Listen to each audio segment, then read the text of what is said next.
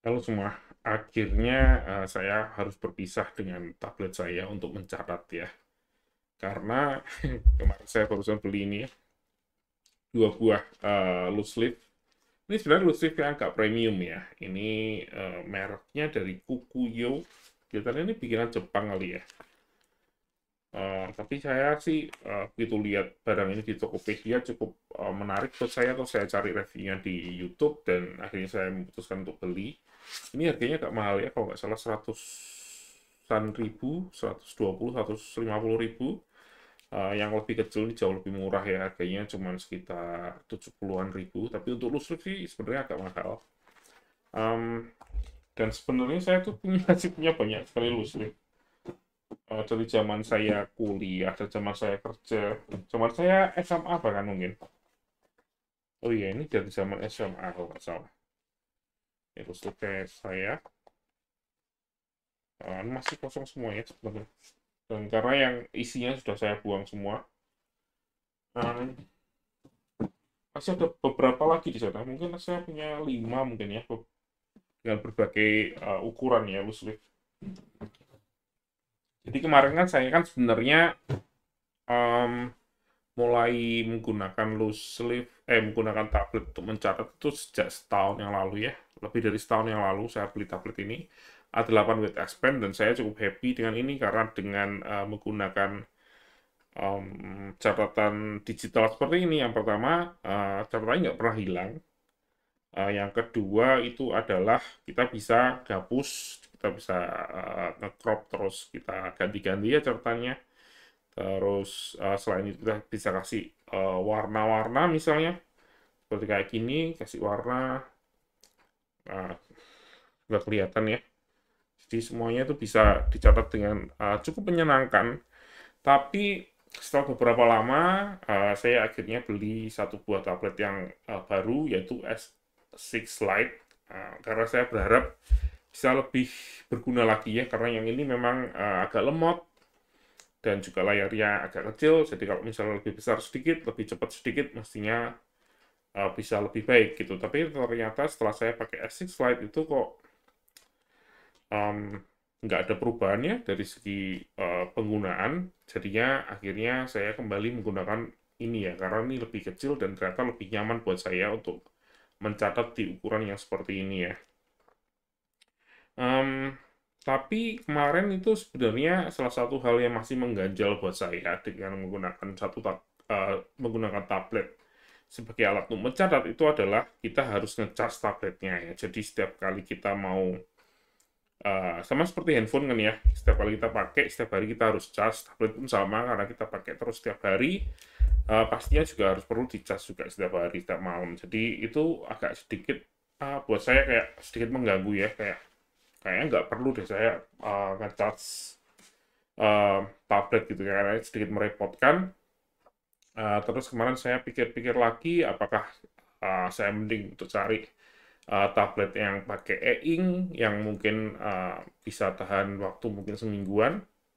Terus saya mulai mikir lagi setelah saya lihat dari tabletnya, ternyata memang tablet ini itu kemungkinan besar em, eh, baterainya cepat habis itu karena saya nggak hanya pakai untuk mencatat. Di sini ada YouTube, ada Netflix, ada HBO Go, ada Prime Video, ada YouTube Musik, ada Spotify, dan ada banyak sekali aplikasi-aplikasi multimedia lainnya ya, media consumption lainnya yang ada di tablet ini, sehingga tablet ini pun kalau dipakai jadi harus sering sekali dicas. Jadi kemarin saya memutuskan seminggu, 2 minggu yang lalu mungkin, saya mau coba menggunakan tablet ini hanya untuk mencatat saja. Jadi saya pakai dengan menggunakan airplane mode, saya nggak ada SIM card-nya di sini, WiFi saya matikan, semua aplikasi saya hapus kecuali aplikasi untuk mencatat saja. Kalau bisa dilihat sini cuma ada file system sama mencatat. Jadi tujuannya hanya untuk catatan aja, dan ternyata cukup berhasil ya. Um, Tablet ini saya pernah tes, saya cas penuh tuh hari Senin pagi, sampai dengan hari Jumat, baterai masih 40%. Jadi memang sebenarnya dari segi tablet sendiri, dari segi baterai dan lain sebagainya, sebenarnya penggunaan paling besar itu sebenarnya untuk multimedia ya kayaknya ya. Jadi nggak hanya cuma untuk layar aja. Dan setelah saya lihat catatan-catatan saya dan jumlah catatan yang ada, itu sebenarnya nggak terlalu banyak sih ya yang saya catat. Paling seminggu itu antara 5 sampai 10 halaman. Jadi sebenarnya kerjaan saya memang saya suka untuk mencatat walaupun nggak harus ya. Karena di setiap project itu ada yang namanya project manager dan dia biasanya mencatat dan mengingatkan kalau ada yang perlu untuk diingat gitu ya. Em, jadi mencatat sebenarnya nggak perlu, tapi buat saya sendiri, saya tuh suka mencatat dari dulu, seperti tadi dilihat kan ya. Saya punya banyak sekali loose leaf, dan memang dari dulu saya memang kebiasaan suka coret-coret. Walaupun zaman sekolah dulu, zaman SMA dan kuliah, itu saya paling jarang sekali mencatat. Biasanya saya pinjam catatan teman untuk saya fotokopi. Tapi untuk sejak saya mulai kerja dan usaha sendiri, saya jadi lebih senang untuk orat-orat ya. Sebenarnya bukan mencatat dalam arti kayak orang sekolah ya, tapi lebih kayak wireframing, terus bikin to-do list yang benar-benar uh, memang kepake ya, untuk mengingatkan habis ini stepnya apa, biar nggak kelupaan gitu ya. Saya memang suka sekali mencatat. Um, dan setelah saya coba dengan menggunakan tablet ini, dengan tanpa internet, terus saya mulai berpikir, apa saya coba untuk pakai kertas lagi aja ya, walaupun saya sudah setahun lebih menggunakan ini ya, sebagai primary device untuk catatan saya. Akhirnya kemarin saya beli 2 buah loose leaf ini. Dan ternyata setelah saya menggunakan ini ya, menggunakan kertas lagi ya, menggunakan buku untuk mencatat, ada beberapa hal yang ternyata lebih nyaman menggunakan buku daripada menggunakan tablet. Ya misalnya salah satu contohnya ya, itu kalau kita lagi mencatat ya sesuatu di sini misalnya. Nah, misalnya kita mau mencatat di sini ya, kita lagi mencatat seperti ini, dan kita ingin lihat catatan dari halaman yang sebelumnya. Misalnya kita lihat di sini kan, kita bisa mencatat sambil melihat gini ya. Ini sambil kita notat, terus kita lihat lagi gini ya. Kita lihat halaman lagi yang sebelumnya, terus kita mencatat lagi. Karena yang kita catatkan nggak hanya catatan yang terpusat di halaman ini, tapi kan kadang kita mencatat, misalnya merangkum semua yang ada di halaman-halaman sebelumnya. Kalau dengan menggunakan buku itu jauh lebih enak, dan kalau menggunakan tablet itu kan satu halaman satu screen ya. Kalau kita memang lagi mencatat, memang kita bisa flip ke halaman sebelumnya dan lain sebagainya. Kita juga bisa lihat kita mau jam ke halaman mana, tapi workflow-nya itu jauh lebih mudah dan jauh lebih menyenangkan menggunakan ini ya. Dan akhirnya saya memutuskan untuk kembali lagi menggunakan buku ya untuk mencatat, karena yang saya catat juga nggak terlalu perlu warna-warni ya. Saya juga biasanya mencatat hanya juga menggunakan pulpen, dan itu menurut saya cukup um, lebih dari cukup ya buat saya. Ya saya kangen dari mencatat dengan menggunakan tablet. Tablet ini ya spesifiknya ya, itu karena di sini pennya itu bisa ditaruh di dalam ya, karena pakai S Pen yang masih model lama seperti ini. Yang baru-baru tuh sudah nggak pakai ini, kecuali untuk handphone yang seri Ultra. Tapi semua yang baru tabletnya dari Samsung itu pennya di luar ya, jadi harus ditempel dengan menggunakan magnet, dan gampang jatuh atau gampang hilang. Satu-satunya hal yang saya pingin saya pakai itu karena di sini pennya bisa disimpan. Sedangkan kalau di sini itu pennya harus ya terpisah lah ya, jadi agak sedikit ya merepotkan, tapi ya nggak masalah karena saya taruh pen di tas atau pen di meja, jadi selama ini sih masih oke lah ya. Tapi saya jadi ingat salah satu buku yang pernah saya baca dulu, salah satu novel favorit saya, judulnya Animorphs. Kalau ada yang pernah baca, tulis di kolom komentar ya kalau ada yang suka dengan novel ini. Jadi novel kuno sekali, dan seriesnya cukup banyak ya, kalau nggak salah sampai 40-an, walaupun nggak semuanya rilis di Indonesia, kayaknya cuma berhenti di seri 30-an atau berapa. Terus kayaknya nggak diterbitkan lagi, mungkin karena kurang populer ya. Tapi saya baca itu berulang kali, saya download secara ilegal di internet zaman zaman SMA atau zaman kuliah dulu. Dan ada beberapa seriesnya juga, jadi nggak cuma seri utamanya, ada seri tambahan, terus ada cerita-cerita chronicle-nya, dan saya baca semua itu. Ada yang menarik di situ, jadi ceritanya itu tentang anak-anak muda yang ketemu dengan alien, dan mereka dikasih kekuatan atau dikasih sebuah teknologi ya, sehingga mereka bisa berubah bentuk menjadi binatang lain ya. Em, dan itu menarik karena em, aliennya itu adalah uh, Andalite. Ya, jadi Andalite ini adalah alien yang sangat maju secara teknologi. Jadi mereka sudah di depan kita, di depan manusia, itu mungkin ribuan tahun. Jadi mereka secara teknologi itu sangat-sangat maju sekali.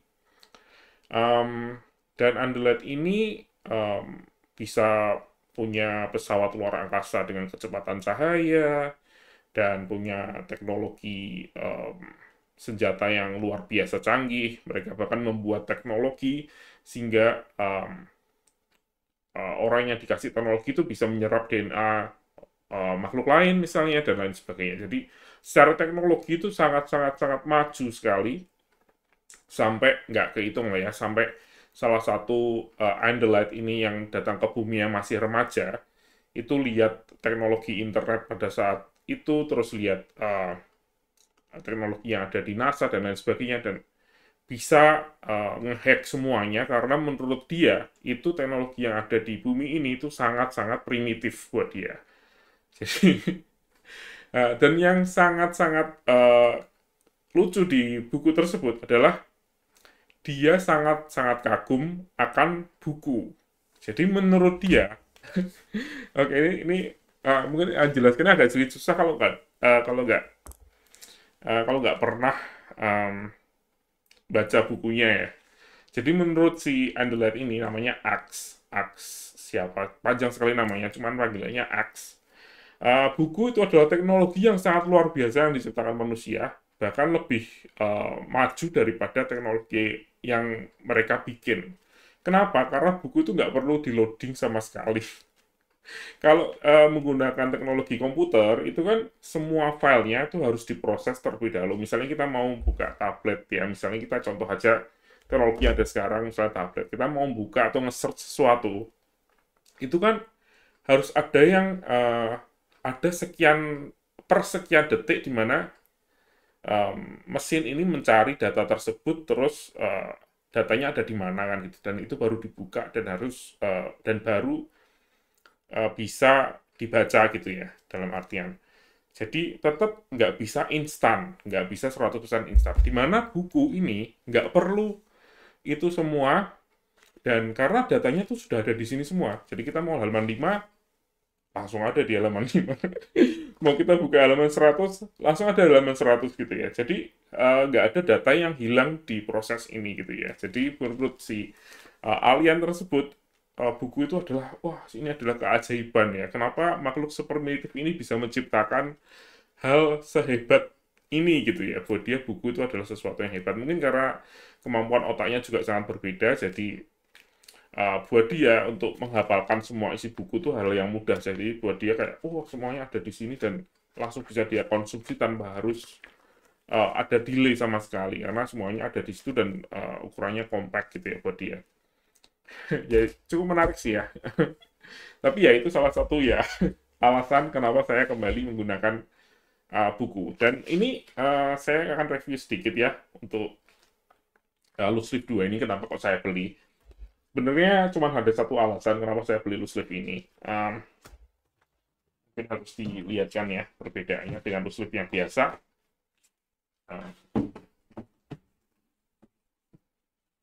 Ini aja ya. Nah, ini loose leaf yang biasa ya, dan ini loose leaf yang mahal. Ya, salah satunya yang berbeda di sini adalah loose leaf yang ini itu bisa dibuka dan bisa ditekuk seperti ini.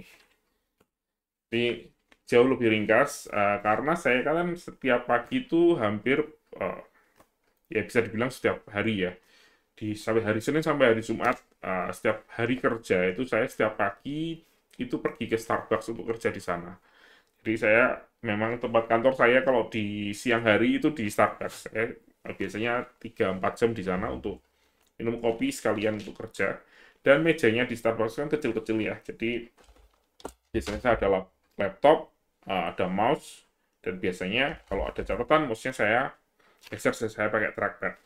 Kalau harus menggunakan loose leaf seperti ini yang nggak bisa ditekuk, itu otomatis akan menghabiskan terlalu banyak tempat ya, dan jadi laptopnya nggak ada tempatnya ya. Sedangkan dengan menggunakan loose leaf ini, kita bisa ditekuk seperti ini, jadi jauh lebih ringkas dan lebih nyaman untuk dipakai. Tapi karena ini juga masih rasanya agak sedikit terlalu besar, walaupun ini ukuran yang menurut saya paling pas ya untuk mencatat. Akhirnya saya beli yang lebih kecil, yang ukuran A5, dan kayaknya sih saya akan menggunakan ini sebagai yang utama ya, catatan utama. Kalau untuk loose leaf yang standar yang biasanya itu kan nggak bisa ditekuk. Walaupun ya kalau mau bisa, tapi biasanya sih akan rusak ya, karena memang tidak didesain untuk ditekuk-tekuk seperti itu ya. Walaupun ada satu kekurangannya menurut saya. Yang pertama, ini karena memang didesain untuk ditekuk seperti ini, jarinya sedikit lebih kecil daripada ukuran loose leaf yang standar, jadi nggak bisa diisi banyak-banyak. Kalau yang ini mau diisi 100 pun kayaknya masih oke, nggak ada masalah, 100 lembar. Biasanya dulu kalau saya beli sih, beli yang isinya 100 gitu ya. Tapi kalau yang ini 50 aja kebanyakan. Jadi kayaknya cuman idealnya mungkin sekitar 40, kurang dari 50 lembar. Yang ini malah mungkin lebih sedikit lagi ya, karena ini jauh lebih kecil lagi ukurannya. Sama untuk bukanya itu sedikit lebih susah daripada dengan loose leaf yang biasanya. Jadi ada mekanismenya ini untuk dikunci, terus cara untuk membukanya juga nggak segampang itu ya, nggak sesmooth menggunakan loose leaf yang bisa kita buka dengan begini aja, dan kita tutup seperti ini. Sedikit ribet. Satu lagi ya, ini menggunakan plastik ya. Kalau loose leaf yang standar itu kan pakainya metal, jadi jauh lebih awet ya, bisa dibilang. Tapi yang ini menggunakan plastik seperti ini, jadi kemungkinan bisa gampang rusak. Tapi semoga kayaknya sih enggak ya. Kayaknya sih bakal aman-aman saja, asal pakainya nggak terlalu kasar ya. Pakainya santai-santai aja, mestinya sih nggak ada masalah. Yang besar dan yang kecil itu mekanismenya sudah berbeda. Yang di sini ada kunciannya seperti ini, terus harus ditekan untuk membukanya. Sedangkan yang ini cuma pakai pengait aja yang kecil. Jadi cuma harus dipaksa seperti ini ya, diklik gitu. Untuk dibuka, karena di sini ringnya itu bentuknya kayak gini ya. Dia harus digeser gini untuk dibuka.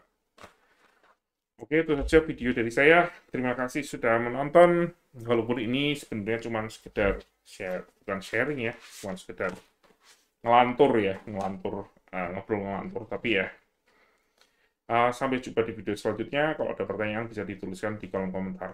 Oke, terima kasih.